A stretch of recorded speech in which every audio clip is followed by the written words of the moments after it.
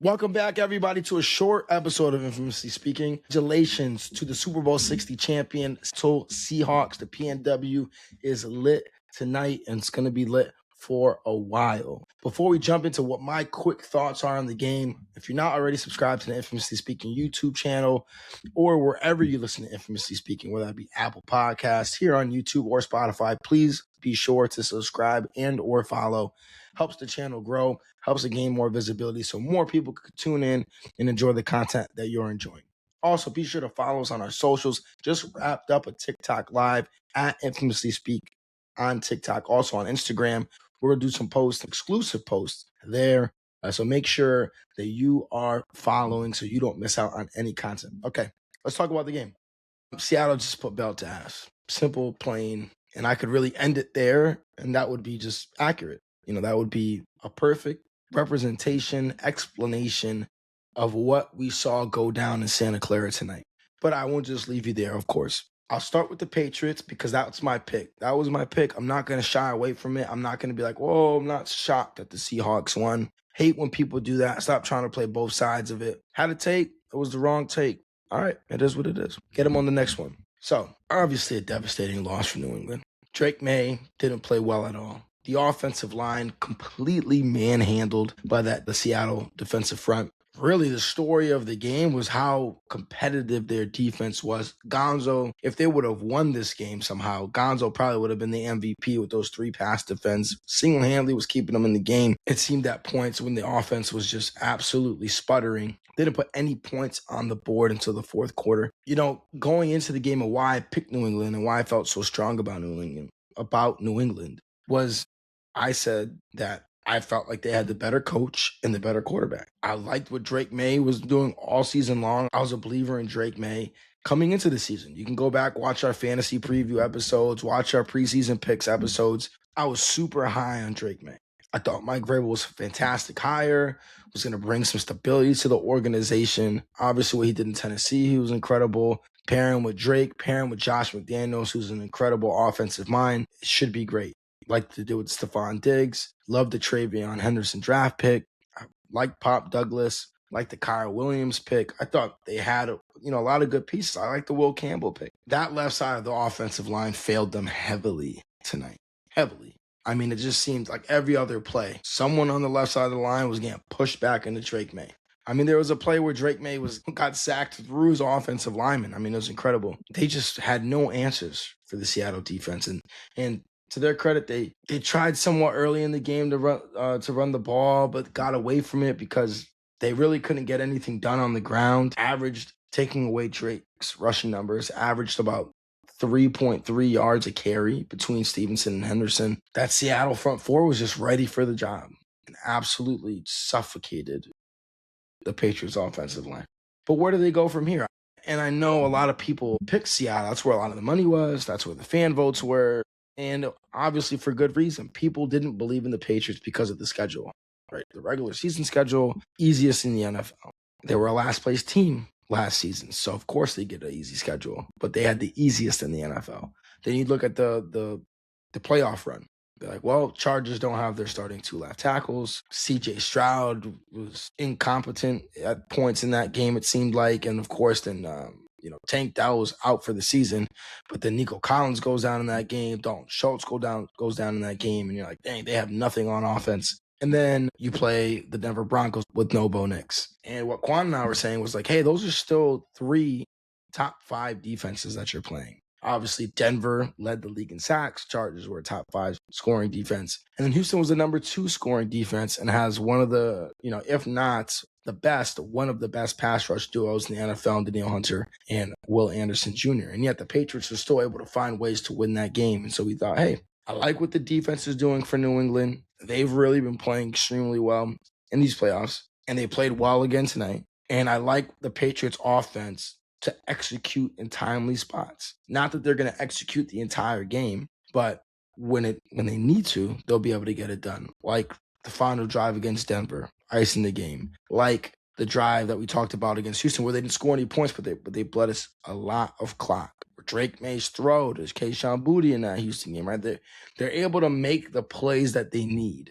to win the game. It might not look the prettiest throughout the entire game, but they can make the plays to win the game. And so I felt really comfortable making that pick. Coach, quarterback, situational football, like it.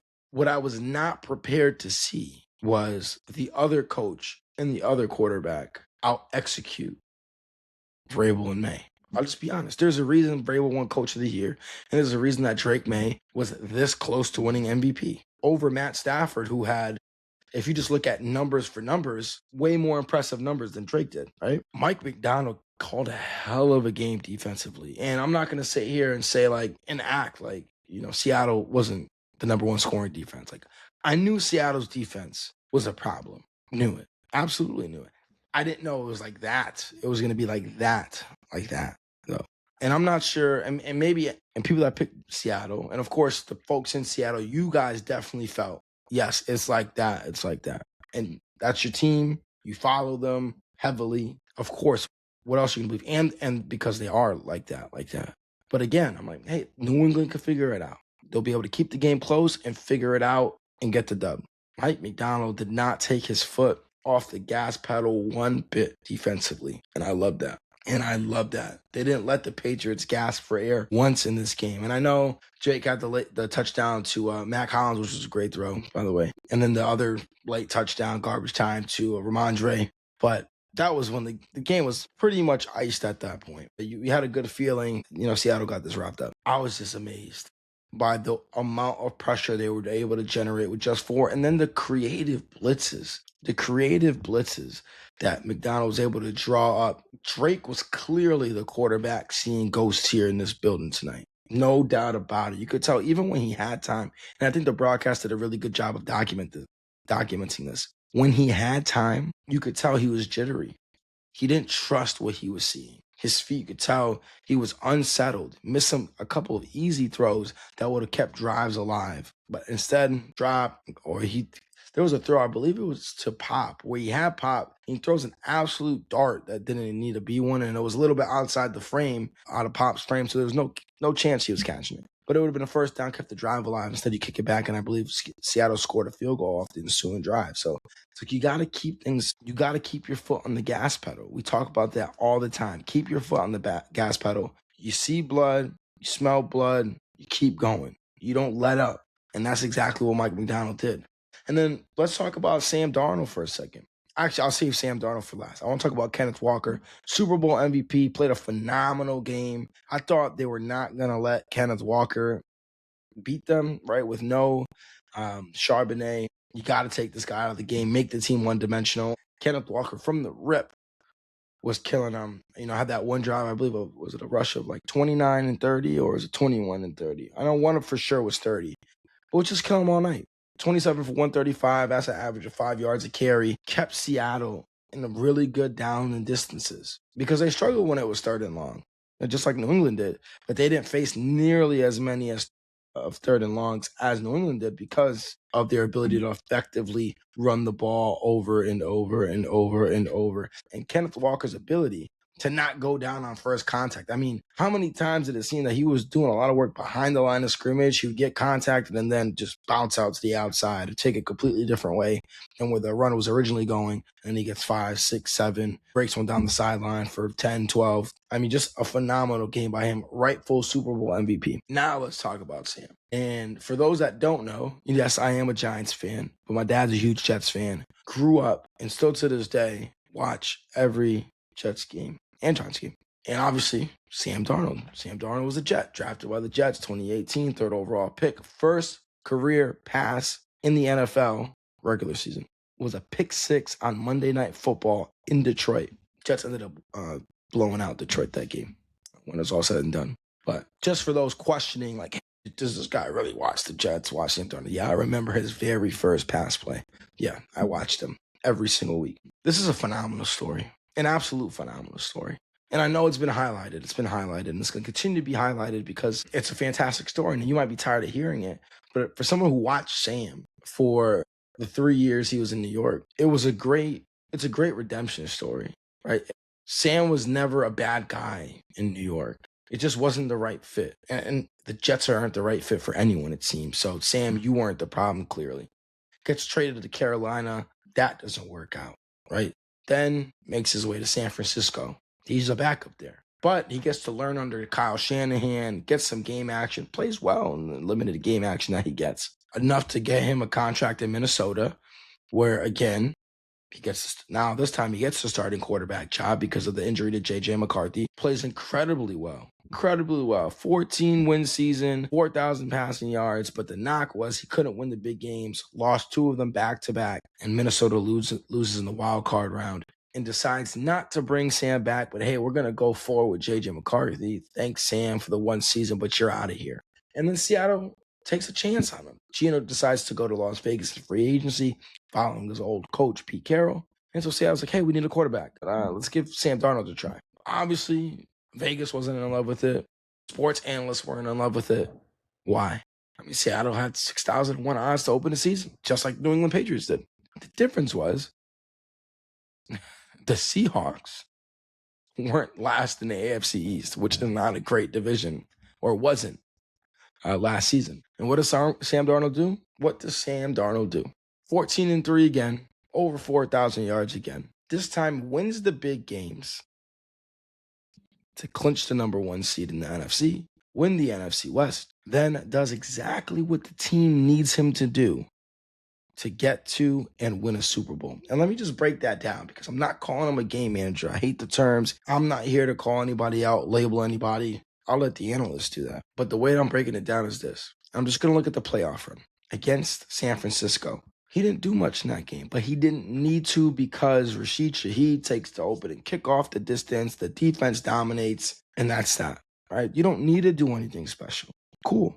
The very next game, next week, Los Angeles Rams, red hot offense. And so what does Sam Darnold do? He does the impossible. In fact, they win the way. Seattle wins the way that if you would have polled 100 people and asked them, what kind of game do the Seahawks win over the Rams? I don't know how many would have said shootout.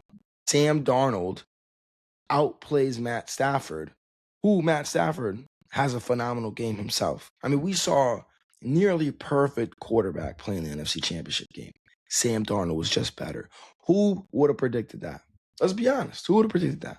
Who would have said that is the avenue for them to win? That is an avenue that they can take, and they'll win that game. I feel like if we laid out that scenario, a majority of people would have picked the Rams on the winning side. But again, Sam Darnold does exactly what the team needs him to do, which in that game was be better than the MVP, and he was better than the MVP. So then come to the Super Bowl, comes to today. What does that look like? What does Seattle need of him today? They're like, hey, Sam, we need you to be more effective with your legs than Drake is with his. Now, let me talk about that for a second, because you could just look at the box score and be like, well, Sam Darnold only had 2 carries for 5 yards, and Drake Maye had 5 carries for 37 yards, right? But this is why this is infamously speaking. The New England Patriots defensive line did a phenomenal job applying pressure to Sam Darnold. A phenomenal job. But it only resulted in 1 sack and no turnovers. Why? Because Sam Darnold's mobility allowed for him to escape pressure, extend plays, to either throw the ball away or take a little check down. And what that did, even when he was throwing the ball away, while he wasn't gaining yards, he wasn't losing them. And Drake, with all of his mobility, wasn't able to elude the Seattle pass rush as good as Sam was able to elude the New England pass rush. And that's what I mean, being better with the legs. Sam was better with the legs today than Drake was. And who would have thought that? We were like, hey, what's the key to winning this game? Sam, be better with your legs than Drake Maye. Well, we watched the same game. Sam was better with the legs. I don't know how many potential sacks Sam eluded, but I feel like it was at least 4. It could be more than that. But you got to think about it. When Seattle faced 3rd and long, they struggle. Both teams struggle whenever they face 3rd and long. Any team in the NFL struggles when they face 3rd and long. And Sam being able to keep them within an appropriate down and distance throughout the game, even if they didn't convert, was so critical, because this was a game of field position. And New England never started with good field position. Why? Because Seattle didn't have a ton of negative plays, especially from Sam Darnold. What won New England the game against Denver? It was the other quarterback making a mistake. Sam Darnold didn't make that mistake. Sam Darnold just kept things going, kept them on schedule, let them get to the next play, to the next Kenneth Walker rush, or to the next little 5-yard completion to A.J. Barner. But that's exactly what they needed him to do. And I'm not going to I'm not talking game management. I'm not talking any of that. He did exactly what the team needed him to do. And I love that for Sam Darnold. I love the journey of that. And again, in one season, he turned that seeing ghost narratives to, I can win any type of way. However the team needs me to win this game, I'm going to show you that I can do it. Whether it's you have an incredibly rough half and then you bounce back and have a phenomenal second half like you did against the Rams in the second time they played them. Whether it's you don't need to do too much, just take care of the ball, make timely passes, avoid the rush like it was against San Francisco, like it was today against New England. And if, hey, you need me to light you up, you need me to go light up that other defense like he did against the Rams, he went and did that too. So credit to Sam Darnold. Again, congratulations to the Seattle Seahawks on a phenomenal season. I didn't pick you guys. My wife was all over the Seahawks, was cheering up and down, taunting me the entire game. Terrible. I'll leave you all with this. Number one, my biggest takeaways from the game. One, Sam Darnold, he's the guy in Seattle. Obviously, it's clear. I'm not breaking any news there. But all the bad news, all the bad things about Sam Darnold, dispelled. Can't say a single word about the guy. First quarterback taken in the first round of the 2018 draft class that includes names like Josh Allen and Lamar Jackson and Baker Mayfield to win a Super Bowl. Sam Darnold. Number two, that Seattle defense is the best defense I've seen since the Legion of Boom Seattle defense. I don't think that's a stretch. But again, that Seattle defense is ridiculous and proves the old adage true: defense wins championships. Number one scoring defense wins again. Number three, love the Super Bowl halftime show. Thought it was phenomenal. I'm going to dive more into that in the full form pod with Quan. Number four, fourth down. New England's going to be back. New England's going to be back. So Patriots Nation, I am not a Patriots fan by any stretch of the imagination, but you have the building blocks there. You got the quarterback. You got the coach. He has this heartbreaking experience under his belt. The AFC is vulnerable. The AFC is not Chiefs top heavy anymore, at least for right now. New England's going to be back. And that's all I got for y'all. So I appreciate y'all for tuning in again. Congratulations to the Seattle Seahawks and all their fans. I'm sure the parade, I believe, is going to be held on Wednesday. I'm not sure if they've announced that yet. I think they normally do Wednesdays. Parade in the Emerald City is going to be lit, I bet. And as always, think critically, speak infamously. It's love.